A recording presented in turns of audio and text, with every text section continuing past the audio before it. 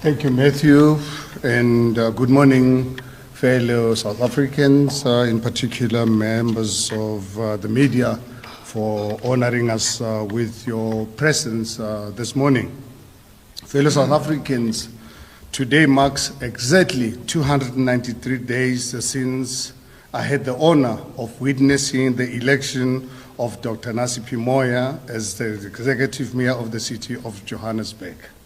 I still do. Did I say Johannesburg?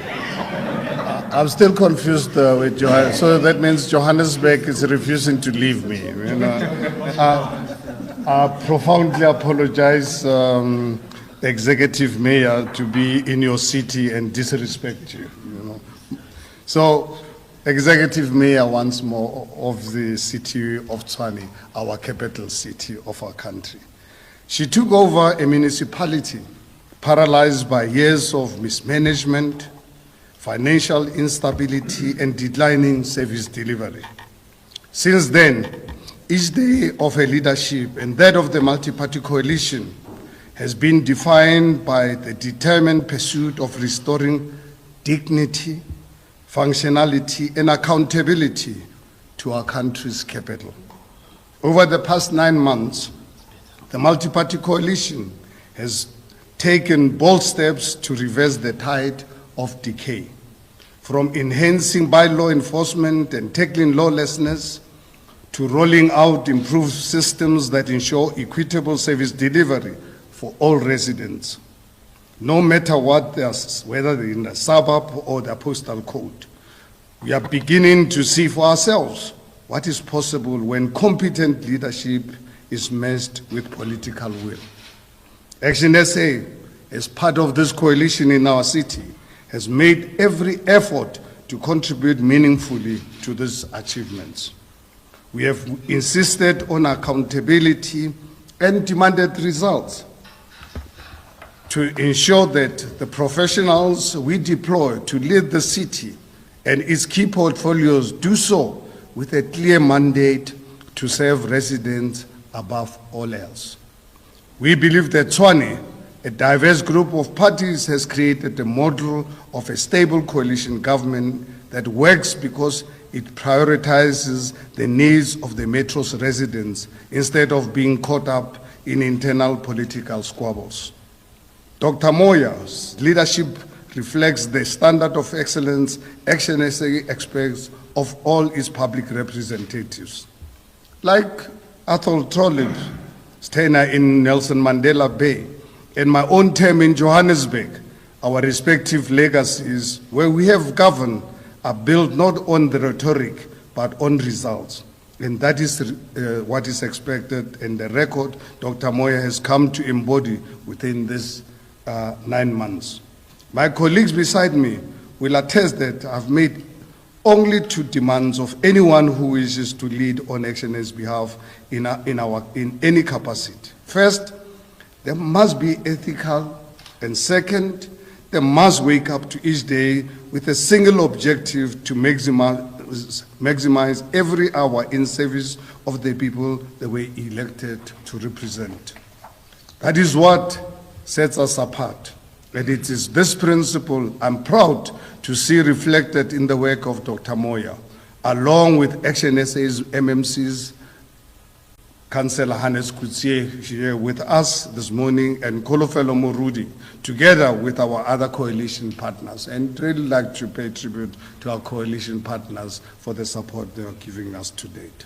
Today, residents of City of Tshwane are not simply told that things are getting better, but they can see it for themselves. Through ActionSA's new tracking tool, which Michael will speak about shortly, we are demonstrating how government should operate with transparency and accountability. True to ActionSA's commitment to putting people first, we have introduced a new model of public accountability. In Parliament, our MPs report quarterly on their work directly to the public. Today, we uphold that same principle by providing residents of our city of Tshwane with clear, measurable indicators of progress they can freely and easily access themselves on our website.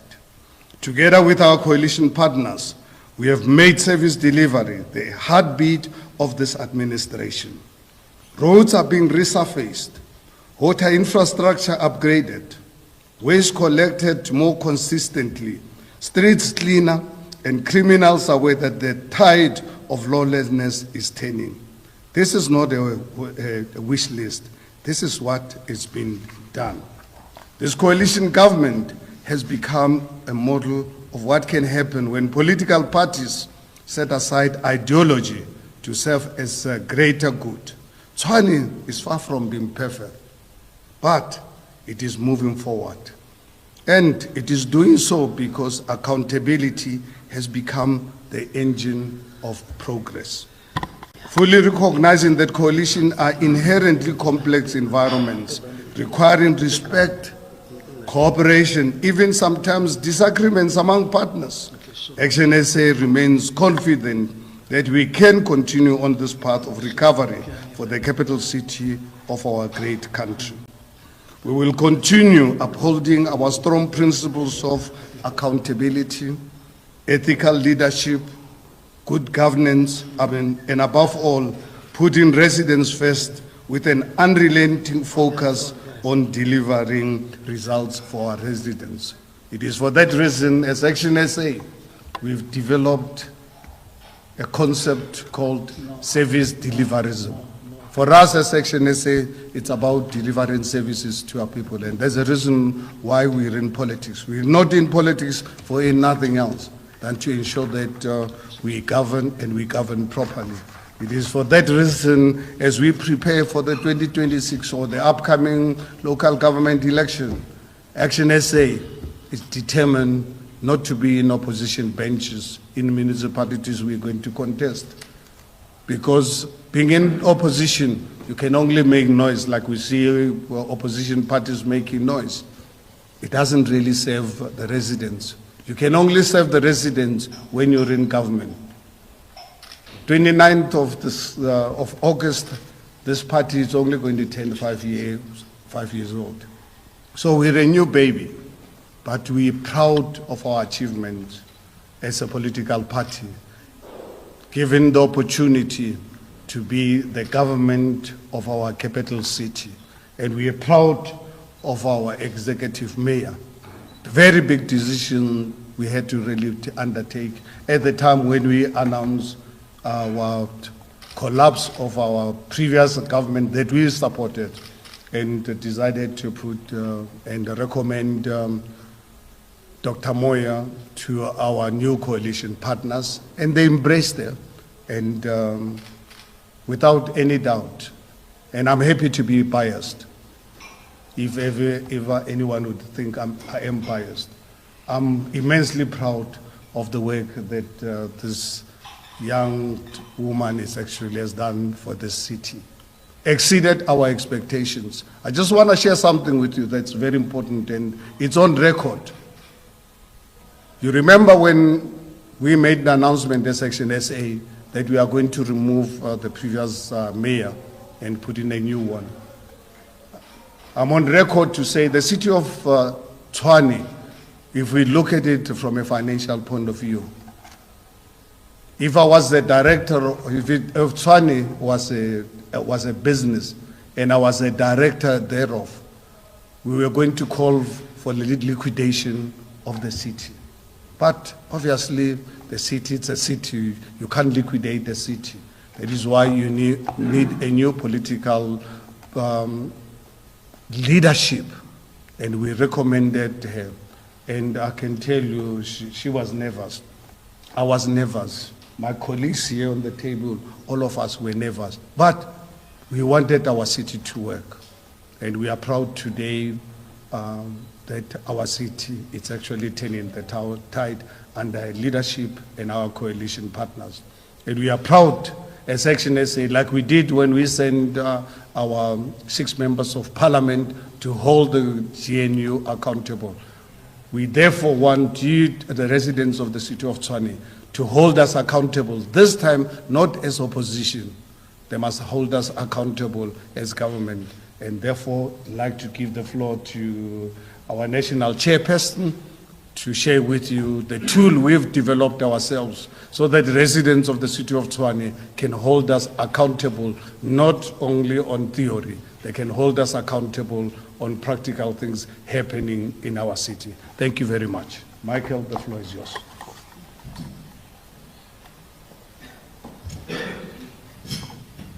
Thank you very much indeed, Herman, and greeting to my colleagues up front, to members of the media who again have turned out in numbers to cover this event. We are very grateful for your continued presence in helping us share the story of the City of Tshwane with the South African people.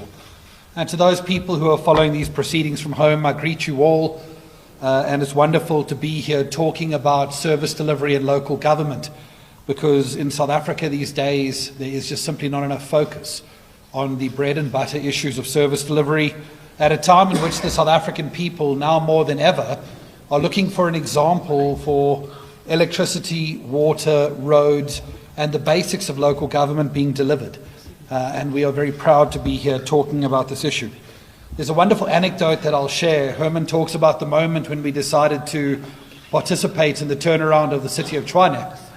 In our Senate, we were having the debate, and it was a lot of people talking about how broken the city was and how difficult it would be to turn around.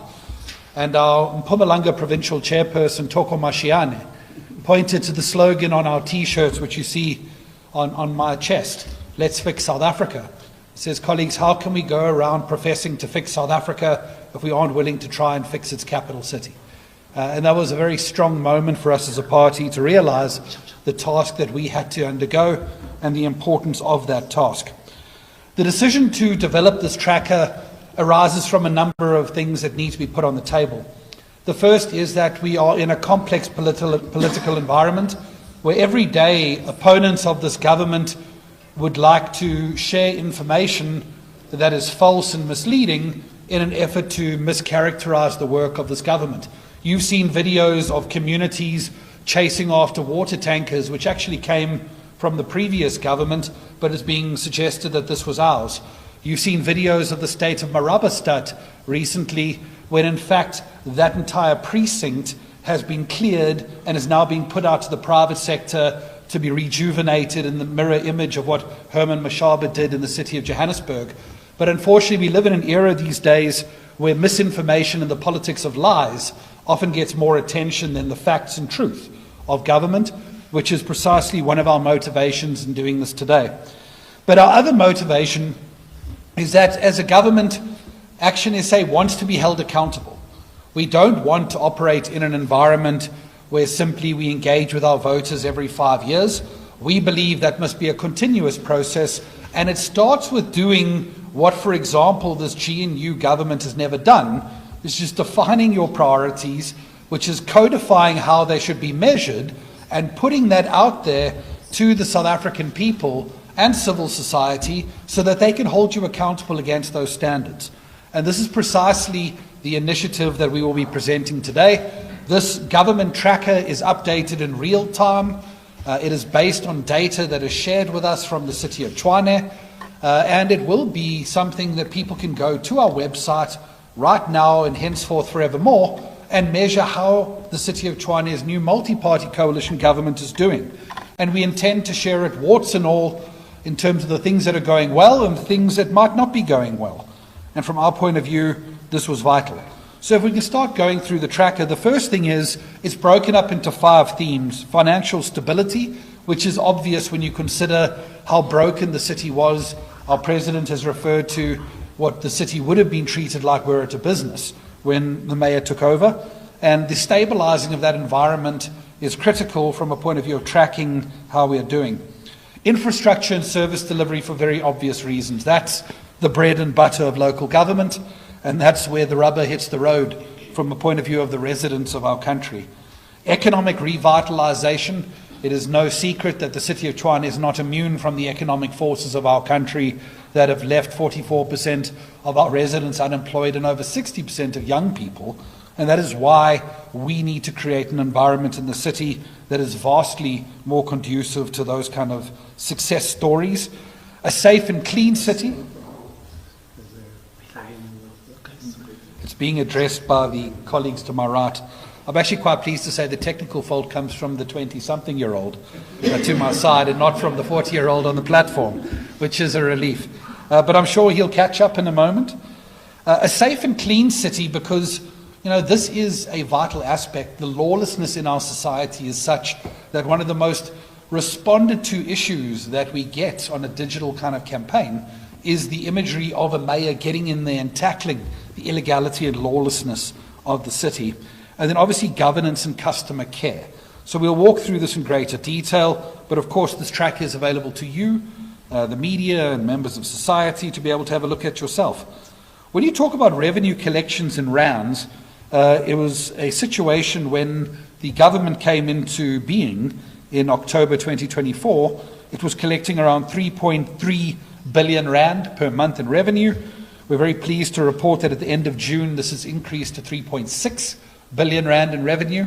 And obviously with the new financial year coming in, notwithstanding the great many measures this government has put in place to protect residents from the increases of Eskom and Rand Water, we anticipate that revenue and its collection measures will continue to grow because we must have an understanding we cannot deliver services unless we have the money to do so. I think one of the great success stories that we must talk about is the Eskom debt balance, which when this government came into being stood at 6.6 billion rand, a staggering figure when you consider that just in 2020, 4 years prior, there was zero owing to Eskom. But the city collected the money from residents for electricity and didn't pay it to Eskom, which in my opinion is criminal. That situation has now been reduced by 1.1 billion rand to 5.5 billion rand. And we will continue to track this because the residents need to see that this debt is being attended to, and we intend to be accountable in that regard. The percentage of billing based on actual meter readings has been stable. It was inherited at 91%. It increased to 93% on actual readings at the 100-day mark. It's back to 91%. And this is something we want to track going forward because the gold standard of revenue has to be actual readings and reducing the extent to which estimations are being used. I think here's the big one, and that's the response to power outages. There is very clearly an aged infrastructure in the City of Tshwane. There is also a very deliberate effort to create the idea that power outages started in October last year, which I think we must all giggle at because that's just silly. And to realize that outages that are happening now are the product of years and decades of infrastructure neglect, but they are a reality. This city, much like Eskom, failed to ensure that supply kept up with demand. And fast-growing communities have outstripped the supply, and that's why outages have been a regular thing for people of Soshanguve and Centurion and other communities. But importantly, in October, 36% of power outages were being responded to within 24 hours, which of course is a very poor inheritance for Dr. Moyo and her government. That increased to 41% in April 2025 at the 100 days mark. And currently, for the month of June 2025, it was recorded at 99%, which we must say is an anomaly from our point of view. There was a particular reporting period where these things were being addressed very decisively. We don't think that that real number is that high at the moment, but it is improving and it's something we'll continue to track. And as we track this over a longer period of time, anomalies go away and you get a baseline that's much more stable for us to look at. What is important to say, and I know Dr. Moyo will speak about some of these interventions in a moment, is that one of the key areas of this budget was 300 million rand to critical vacancies. And their government's priority number one for the budget that started just 29 days ago was to prioritize the recruitment of the artisanal skills involved in addressing power and water outages. And I think that's a clear statement of intent that will see that number continuing to improve. The percentage of water leaks and sewer blockages resolved within 48 hours, that was inherited as well at 41%. It has increased to 47% at the 100 days mark, and there was a decline to 24% in the month of June. Again, the information we have is in the month of June, overtime is cut back by the city for the end of the financial year, and we anticipate that that number will grow consistently going forward so that there's long-term improvements taking place. But the nature of a tracking tool of this instance is we don't change the data to fit the political narrative. We have to respond to the data in a scientific method, and that's what gives it credibility. If we look at the road state of the City of Tshwane, which is a huge problem that many residents correctly cite, the situation in October was inherited 6,357 potholes repaired. At the 100 days mark, 692 potholes were recorded as repaired. And we're quite pleased to report that in June this year, that number has catapulted to 18,067. What is important to state, colleagues, is when government reports pothole repairs, it reports against the potholes that have been reported. Government continues to fix potholes that aren't reported as and when, but from a reporting point of view, this is the number that we will show, those that are reported and repaired. And the work of government going forward must be to build faith in the customer care environment so that more and a higher percentage of potholes are being reported, rather than this representing a small minority as a result of a lack of faith in the customer care environment that I think certainly was inherited. The economic revitalisation of the city is a significant part of the equation. If you look at EPWP, 7,300 odd employment opportunities reported at the 100 days period. That number has declined at the end of June to 3,596 again because of the financial year-end period. But this is going to be a priority of the city that we anticipate will continue to see growth. And important to state that this is a city that very proudly awards EPWP opportunities on a lottery system, so that it cannot be awarded to people based on their political membership, but rather on their rightfulness to access a fair system for short-term work opportunities. The percentage of grass cutting in the City of Tshwane, I know the opposition will be excited about this, and I think we should dish things out to the opposition as well, is there was 56% of areas receiving regular grass cutting at the 100 days mark. That has increased to 69% as of June this year. If we talk about the category of a safe and clean city, the number of street lights repaired is a massive issue across the City of Tshwane. There are many communities who right now rightfully complain about large areas of street light outages, which has to be addressed over time and in the most progressive manner. But already 15,000 repairs was the baseline that was inherited at the time of the government being formed, and that number has increased now to around 22,000 street lights that are operational and repaired. High-mast lighting has been a priority of this government, in particular where the baseline inherited was 0, but importantly that has increased now to 200. This is particularly important as a measure to address a lack of lighting often in informal communities and densely populated communities, where lighting remains one of the most important safety interventions that can be made. And we anticipate that this is something that will accelerate further under the work of this new government. The number of by-law enforcement operations has been a hallmark of this government. I'm very pleased that the MMC of Community Safety is here. And we certainly raise our caps to him and the mayor, because the lawlessness in our city is being responded to with a level of operations from the mayor and her team that really is quite commendable. In October 2024, there were only 13 of such operations. In April of 2025, the number increased to 23. And as things stand, a staggering 87 is the number of by-law enforcement operations that have taken place as of the end of June this year. And you will see the mayor in dedicated fashion on a Friday afternoon raiding businesses, checking their permits, checking their lawful operations, ensuring that the products and services they are providing to the residents of Tshwane are compliant with our bylaws and safety standards. And this is something that I believe the residents of Tshwane have particularly responded to, and something that will be accelerated in due course. In fact, there are plans in that regard that I'm sure the mayor will speak to in a moment and going forward. I think informal settlements and the servicing of those are particularly important from our point of view. Obviously, what we did is inherited a budget which did not adequately plan for the addressing of informal settlements. We don't need to revisit that, but that is one of the many reasons why we found the previous government unworthy of our ongoing support. And if you look at the number of informal settlements officially recognised or known, the amount receiving basic services has not yet increased because of the new budget beginning 1 July.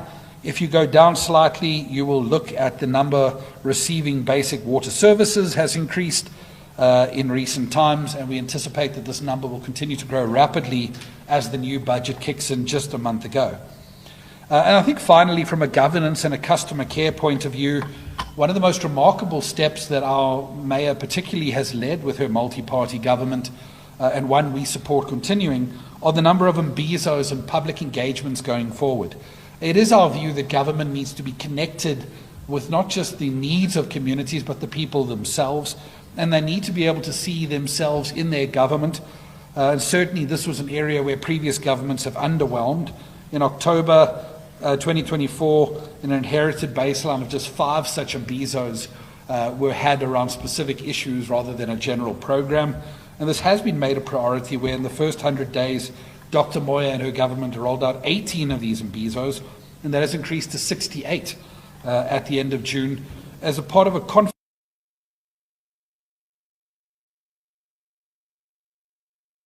to their needs. This is the tracking mechanism we have unveiled for the City of Tshwane. It is something we will build over time. We will listen to what people are saying. We might well be engaged to say that there are other requirements of this tracker that we should be putting in place.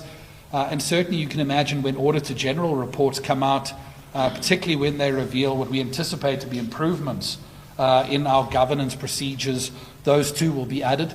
But ultimately what we are committed to is transparency and accountability. We will put our business out there. We will say to the residents of Tshwane, this is what we regard to be important, and we will invite accountability. Where these numbers are growing in the right direction, yes, we will celebrate them and share them as a clear indicator to the South African people that there is a new political party that has a pedigree in delivering where other parties don't. But at the same time, it is vital for us to identify where things aren't going as well as they should, to own up to that, and to ensure that politically and from a governance point of view, we respond in a manner that is responsible. We have to deal with both sides of that sword and not just the side of achievements. From our point of view, we thank you very much for the opportunity to share this.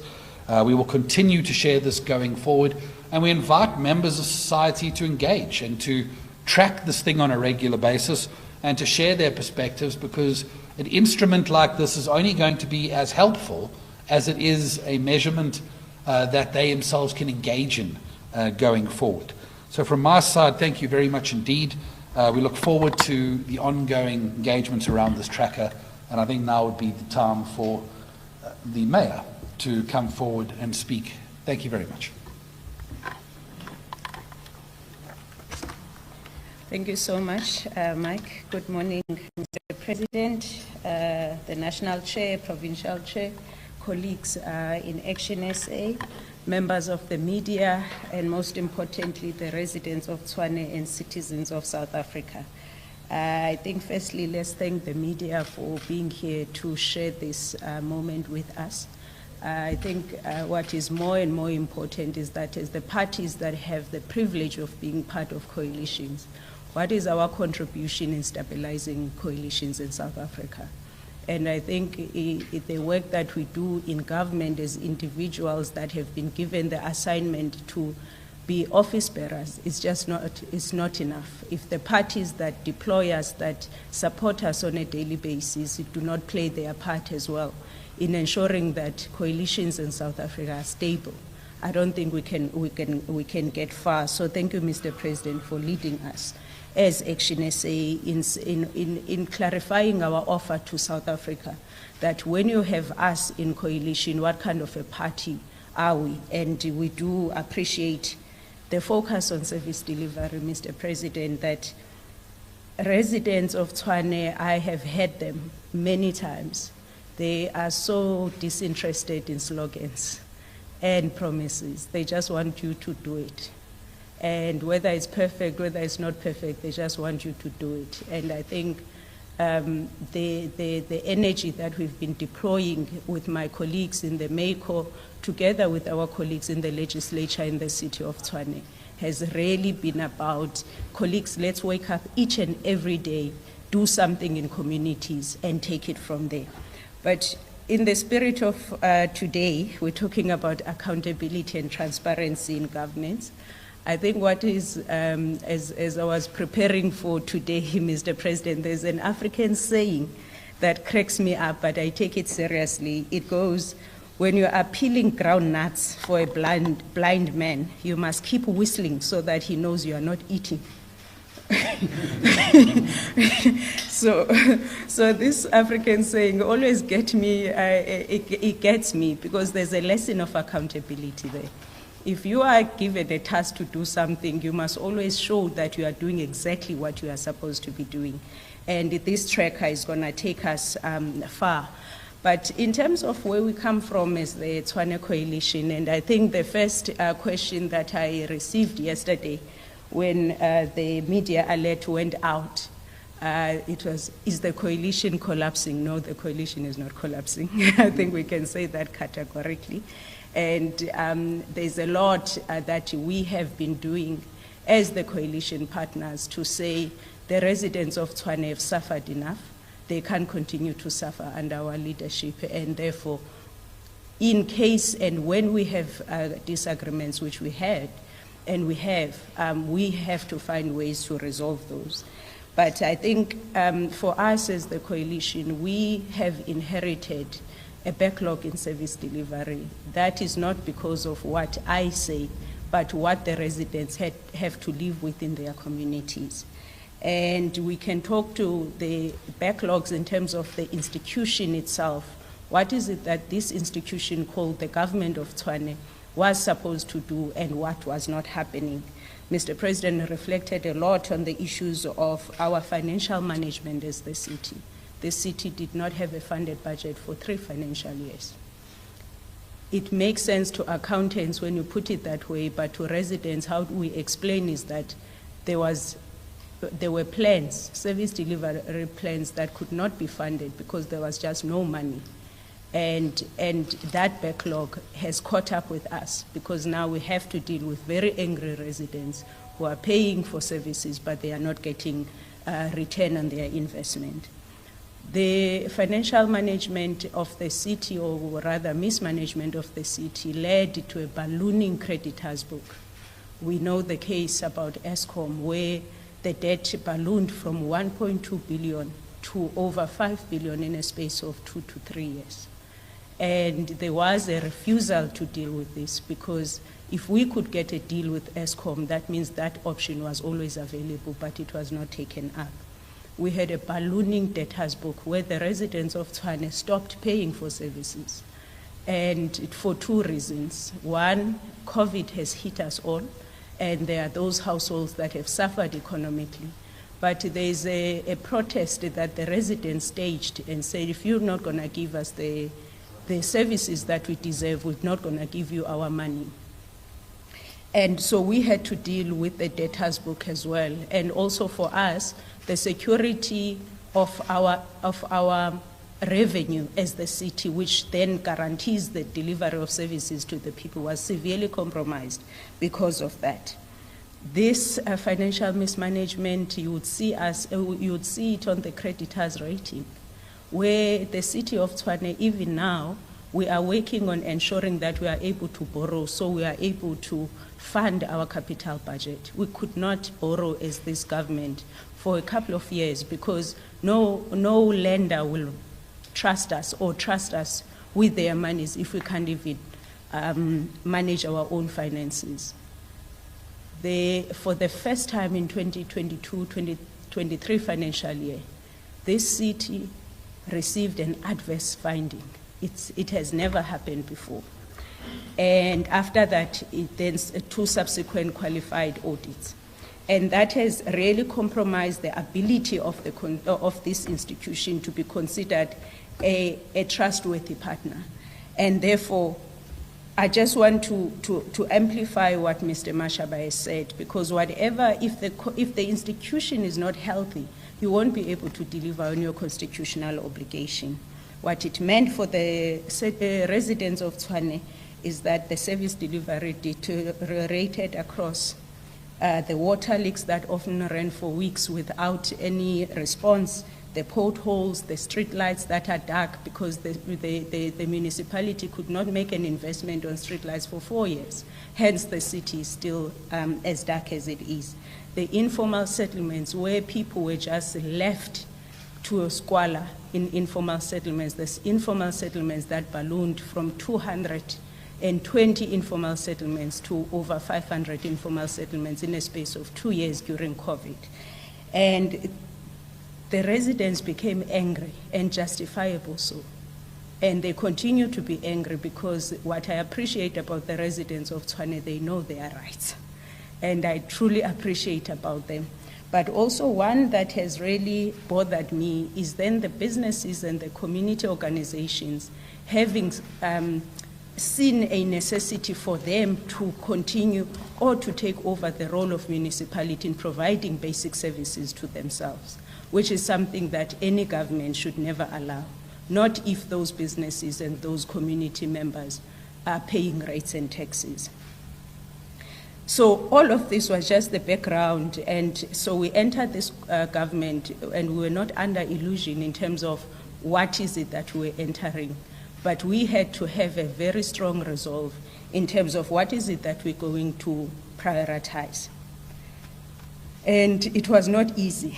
I remember we were baptized with a crisis in November, a water crisis, and I'm grateful that happened because we matured very quickly as a team, where you realize that the crisis is bigger than yourself as an individual, that you need each other, but also you need to make sober decisions to overcome crisis.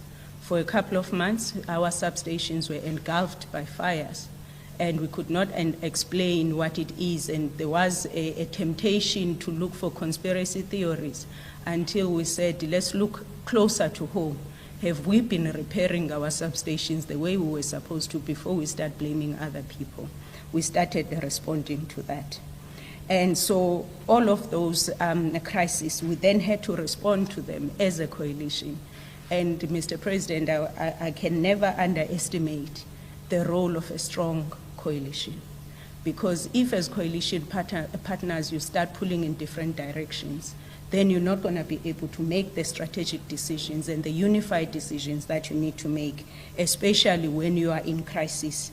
So we truly appreciate this tracker national chair, that as a party that is ActionSA, in an era where residents and citizens don't trust coalitions, or there's so much that is characterized in terms of coalitions being dysfunctional, being chaotic, as a party, what is our offering? Because it looks like coalitions are not going to go anywhere. What is it that we as ActionSA, we can contribute positively to ensure that the coalitions that we are part of are stable, and perhaps learn some lessons to other coalitions as well. So I'm very pleased that in the City of Tshwane, we will then, through our party, we will have this tracker that will look at what the government is supposed to be doing anyway, supposed to do every day, but have a structured way, in a way that can be easily reported to residents. But also we have made some progress, and we made a promise to residents as this coalition that of the priorities that we need to drive the progress that we want, one of those must be engagement with the residents of Tshwane. That if we leave them behind, we will be doing this for ourselves and not for them. So there is a concerted effort that of the 6 priorities that we've identified in the recently approved IDP and budget, one of those priorities is improved customer experience. Now, we look at residents as our customers. There's different ways in which you offer the service to your customers. And one of them is that they must talk to us. We must be accessible to residents. Whether it's me sitting up for an hour before I go to bed and responding to Twitter things and escalating service delivery, whether it's through our WhatsApp channels that we have launched, whether it's through the customer care centers that we are modifying so that it's easier for our residents to interact with in our customer care centers, whether it is about how just the staff and the officials of the city interact with our residents. We then said we want to continue this. Now, we have made progress in terms of the priorities that we've asked for as a last point. So we now have, and we've communicated this over time, as the City of Tshwane, and I think this should be assurance to residents, for the first time we do have a funded budget. But that funded budget is not supposed to only make us look good on media articles. It must start filtering into communities. What do we do with the funded budget? It must serve the communities. But we don't have a lot of money. So we started making strategic decisions. One is that of building internal capacity. We said instead of appointing NASI PPTY Ltd, can't we go approach an MOE, buy the equipment and give it to our officials? And we've taken that decision. We have taken a decision where we had, during an era where theft and vandalism is so rife in the city, we have over 1,200 security guards that were employed by the city and left without training, without PPE, and without benefits. And we've taken a decision to say, let's do what we promise people when we insource them, that is to restore their dignity. And we took a report to the last council meeting where we started phasing in the benefits, and the training of these security guards have started. And this is what we are doing to ensure that we don't only reduce the losses through theft and vandalism, but we are able to tap into our officials to do the work and to do less with the private sector when we don't need them to do the work for us.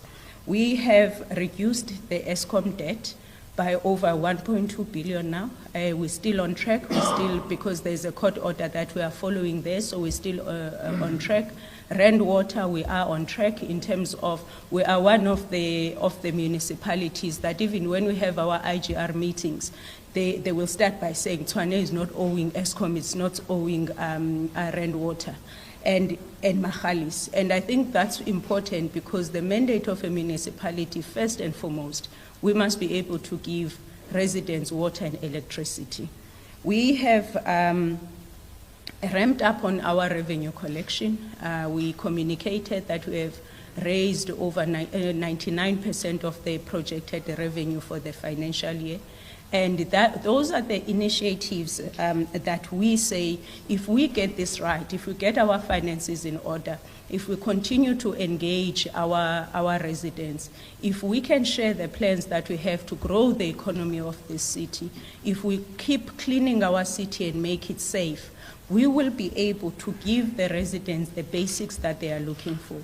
Every Friday morning, Mr. President, without fail at 7:30, we summon the MECO, we summon the senior management of the city, where we really get into the details.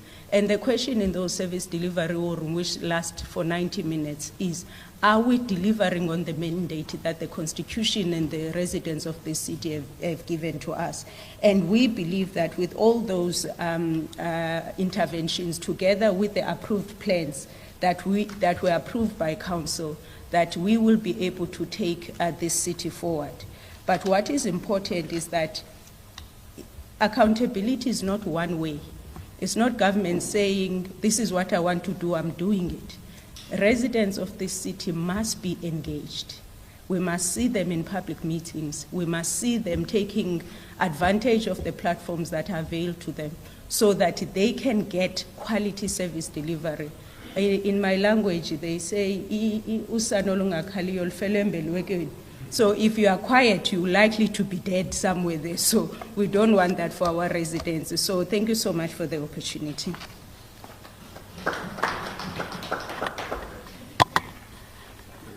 Thank you very much, Dr. Moya. I will now open up the floor for questions from the media. If you can please raise your hand and indicate your media house, and then pose your question. One, and then two. Go ahead.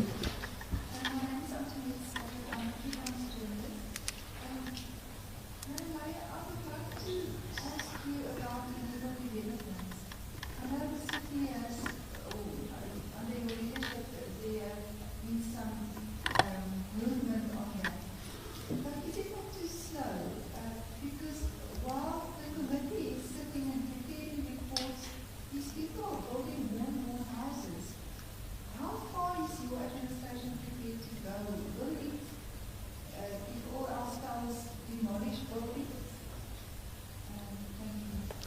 Antoinette. Patricia? Good morning, everyone. I'm Patricia Pesach from the SABC. Oh, sorry, I'm being mic'd. No worries. You can just hold it in your hand. Okay. I'm Patricia Pesach. I'm happy. From the SABC. I just wanted to get more clarity. Obviously, the mayor just spoke about the coalition is stable. There is, according to her, no threat. But I wanted to find out from the other leaders, with some of the developments that we have seen in the last couple of months, perhaps weeks, days, the issue around the Tshwane city manager, Johan Mettler, seems to be a thorny one, and there's a lot of political noise in that space that sounds like it could produce some cracks in the coalition. As ActionSA, I know previously you have stated your position on this. Can you please just reiterate what your position is on the future of the Tshwane city manager and perhaps the other senior managers, the section, I think, 56 senior managers in Tshwane? What's your position on this? Some of them, you know, are on tenterhooks. You don't know what's going to happen there. And there are political rumors that are very strong that the city manager's days are numbered and they want him out.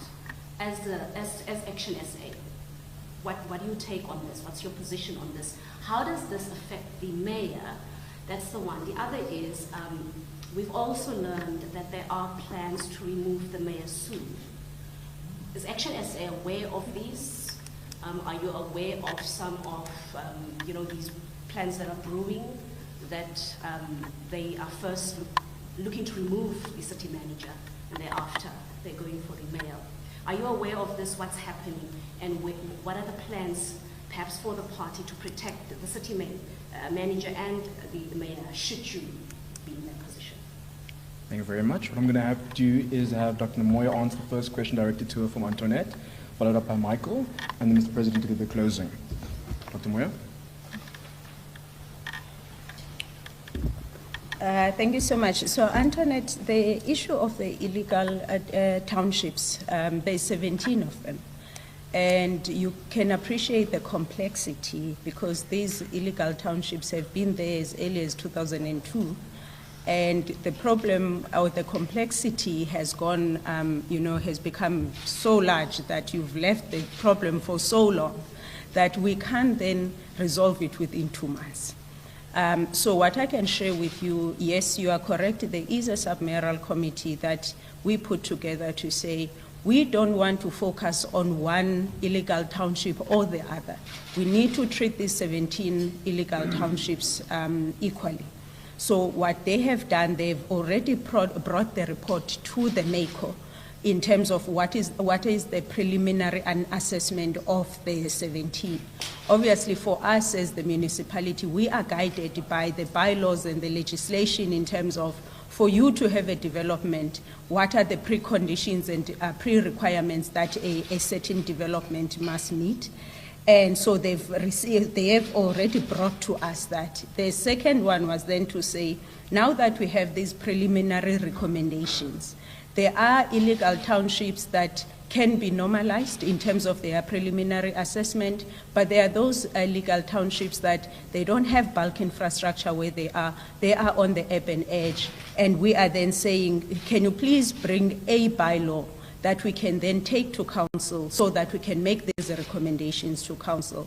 So it's not too slow, because I think if we go too fast, we're going to miss steps. So we need to take a recommendation to council where we give council options to say, this is the assessment that has been done, this is the piece of legislation or policy that we can use should you agree with our way forward. One of the terms of reference to the submayoral committee is that they must engage the leadership of these illegal townships. If you know the illegal townships that I'm talking about, if you go to Moshate Gardens in Harangua, I mean, those are mansions. If you go here in Louisfontaine, we talk about mansions. When you go there, you wish you can just normalize, but there's a message that must go to our residents and these pseudo-developers. this thing of grabbing land and hope for the best must stop. So we also, in our approach, don't want to encourage people grabbing land, developing land, scamming people in the process, because most of these illegal townships, they are built on private land. So as council, we will have to be very circumspect in terms of what is the message that we are sending to potential criminals who may be saying, if they can get away with it, we'll also get away with it. So there is the stakeholder engagement that when they brought the preliminary assessment, we then say, go test the environment with these the residents or the leadership in those illegal townships, and tell them that one of the things that we want to recommend is that they must contribute. If they would get to be normalized, how will they contribute to bulk? Because that bulk infrastructure cannot be paid for by other residents while they have done something criminal. So that's one of the things. So I don't think it's one thing that I would like to rush, but we did give a deadline that by September we must have a direction, whether to take the policy to council, but the work must continue in the background in terms of those terms of reference. I know that this is, the question is not to me, Patricia, but I think it's important that I also say it on record. I did put it in writing that the issue of appointments of senior management is not a matter only between the council itself. It's between council, it's between COGTA. And there is an issue of non-compliance that has been identified. It's not only in the city of Tshwane. It's also in other municipalities. You would have seen a letter from the minister to Ekurhuleni about CFO appointment, for instance. So we are not dealing with an isolated case. Hence, for us, we didn't want to over-communicate to a point where we make residents agitated that there is a crisis, because we are working with the MAC of COGTA, and the last conversation we had with him was that he is working with the Minister of COGTA in how we approach as a country, how do we approach this non-compliance. But I thought it's important that I outline where we are in that regard. Of course, for us, the moment there's clarity in terms of what is the way forward, and by the way, just to say, this issue of non-compliance we're talking about to these Section 56 managers, it's an issue of the constitution of the panel. The regulation says you must have one councillor. But in all these interviews, and I'm talking about interviews that happened in 2022 and 2023, there were 2 councillors that were part of the panel, similar to the CFO in Ekurhuleni. So this is the non-compliance that the COGTA at province and COGTA national assist with. I thought it was important that I touched on that, but thank you so much.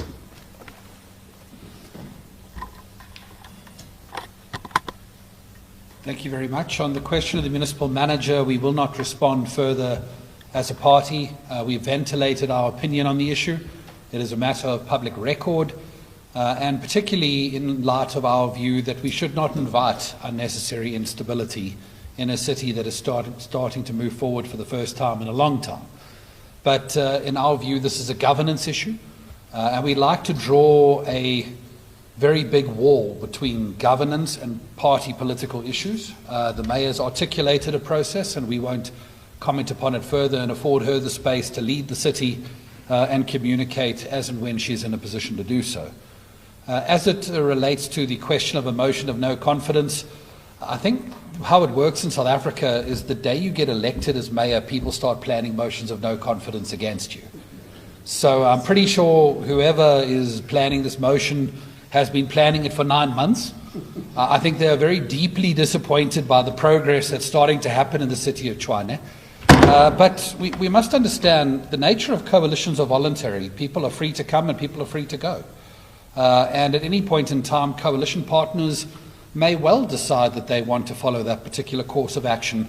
As a political party, the only security you have is whether or not you are delivering in such a manner that the residents would defend you and your record as a mayor. And what I will depart with as an idea is this. If you think the reaction to General Mkhwanazi was big, I'd like you to consider very carefully how the residents of Tshwane would respond to anyone who tries to remove this mayor, given the progress they're starting to see in their communities for the first time in a long time. and I wish that political party good luck in their idea.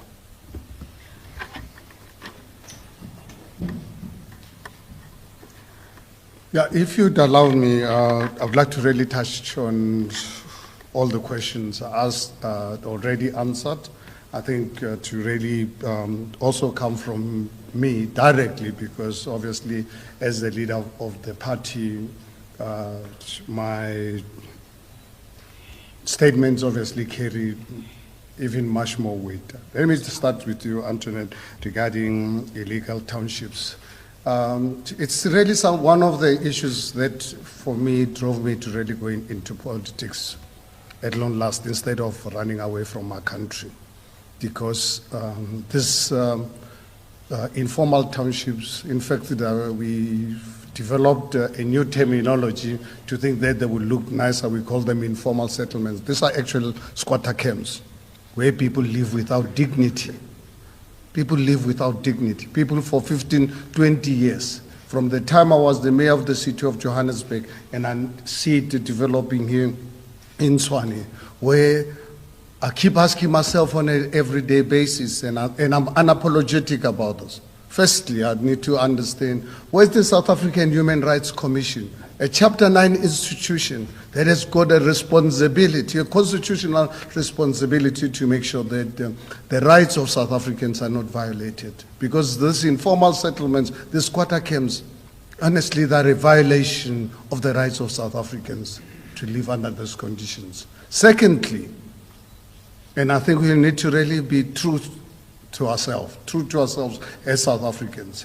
For as long as we are prepared and accommodate undocumented foreigners in our country, we will never be able to resolve the housing crisis we are facing.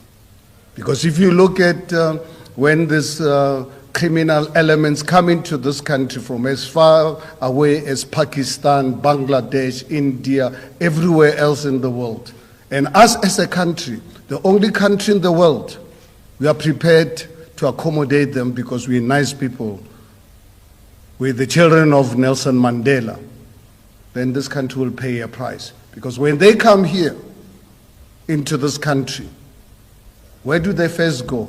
Do they go to Waterkloof or come to Sandton where I live? No. They go to Alexander, they go to Mamelodi, they go to Amanskra as an entry point.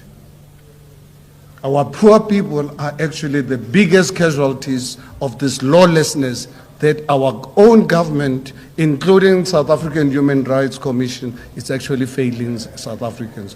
Because there's no way South Africa will ever win the war against housing and address it adequately, for as long as we are prepared to really be godfather to the 8 billion people of the world. So, and unfortunately, if you look at our constitution, that's why for us as ActionSA, we've obviously submitted our contribution to the constitutional reviews, that this whole issue of saying South Africa, if you look at the preamble of our country, says South Africa belongs to all who live in it. And then you really then go to our Bill of Rights, where you find someone undocumented in our clinic, in our schools, in our hospitals, and when you must address this particular matter, the Bill of Rights says no. And you can't blame the judges because in the judiciary, because that's what their Bill of Rights says, that you must provide services to everyone. Let me tell you something. Yesterday, I'll be going overseas in a month's time, in just over a month's time. Yesterday, my wife and I had to go and queue to go and get our visas. You know what are the requirements? I had to prove and produce medical cover. I had to produce my latest bank statements, even up to yesterday. You know, in the past, they used to ask you for 3 months bank statement. Today, they ask you even on the same day. Yesterday, I had to go to the bank to give me my latest statements. Why then is South Africa some kind of a test ground to see if chaos can succeed. Because basically what we are trying to do as a country is to promote chaos. And if we are prepared to allow it, then this country will pay a price. But fortunate enough, I represent a party, a political party that is very clear, unapologetic about saying undocumented illegal foreigners are not welcome in our country. This country was built at the back of migrants, and we want to encourage people of the world to come to South Africa, but they must come here legally, and when they're here, they must respect our laws. South Africa cannot afford at the moment to provide health care to our own people. Therefore, if anyone expects us to provide free health care to 8 billion people of the world, then ActionSA will be unapologetic against that. And that's what unfortunately leads to all these informal settlements. And obviously, because we don't live in a dictatorial environment or under apartheid national party government, where you can just remove people of Hammanskraal as and when you feel. You just wake up, you don't even have to tell them. And my family over the years have just been moved from time to time, not even get a decency of being informed that they were going to be informed. Today, unfortunately, in a constitutional democracy, before you move people, there are certain processes you need to follow. Patricia, regarding the issue of the city manager, I think Michael has covered that sufficiently. We, as a party, we like to leave this matter to senior managers. It's an issue that the mayor will properly address in a professional and proper and legal manner. And removing the issue of, regarding the issue of the removal of the mayor, I'm sure you're aware that process of the removal of the mayor actually started 2 months before the mayor was elected. As soon as I personally made the announcement that we are going to remove the mayor of the City of Tshwane, there was already a motion against her. I'm sure you remember very well. That campaign, massive campaign was launched against me, attacking me, insulting me.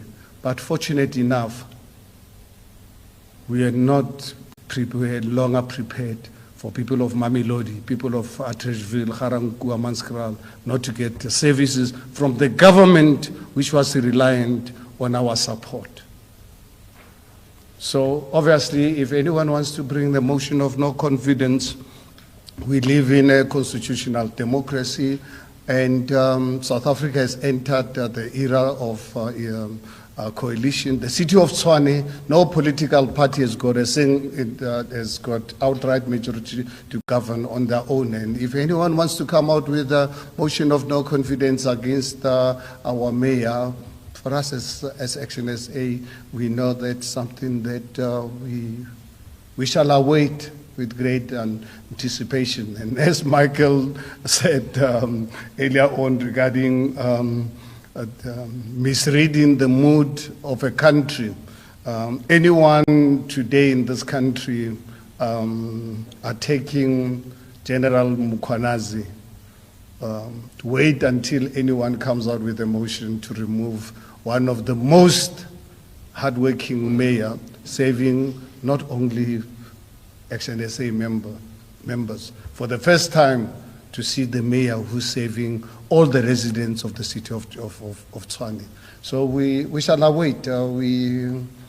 Anyone is most welcome to really bring that motion of no confidence, and we will react to it as and when it happens. It's well and good to comment on rumor, and I'm one person, even in my personal capacity. Normally, when people want to engage me on rumor and gossip, I don't want to get deep into the details because I don't know what I'm dealing with. But the day when that motion serves, that's when ActionSA will then deal with the reality of our situation and communicate our response thereto. Thank you very much.